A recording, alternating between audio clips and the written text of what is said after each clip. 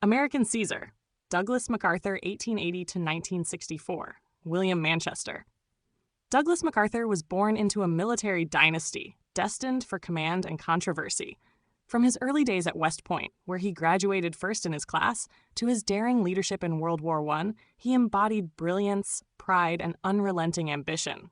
Manchester paints him as both a soldier and a statesman, a man whose ego was as towering as his achievements. MacArthur's legend truly began in the Pacific. During World War II, as Japan swept across Asia, he became the symbol of resistance.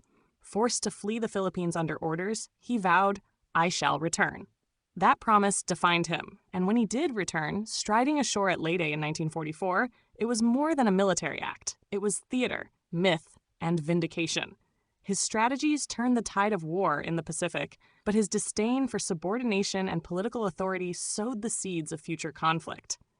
After Japan's surrender, MacArthur presided over its occupation not as a conqueror, but as an architect. He rebuilt the nation with a vision of democracy and demilitarization, guiding the writing of a new constitution and reshaping Japan into a peaceful, modern state. To millions, he seemed almost imperial, an American Caesar ruling without a crown. Yet, behind the grandeur was a man driven by moral certainty and a belief in destiny. The Korean War reignited his fame and his downfall. At first, his bold landing at Incheon stunned the world and reversed the war's course. But hubris clouded judgment. Defying President Truman's orders, MacArthur pushed toward the Chinese border, provoking disaster. When he publicly challenged Truman's authority, he was dismissed, a humiliating end to a storied career. Returning home, he was greeted as a hero by the public but remained a polarizing figure, admired for his courage and condemned for his arrogance.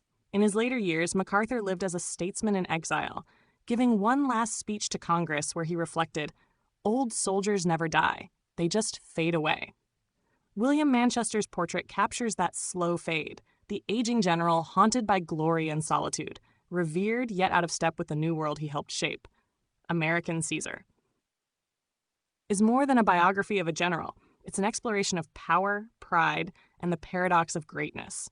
MacArthur was at once a patriot and a monarchist, a democrat and an autocrat, a genius of war who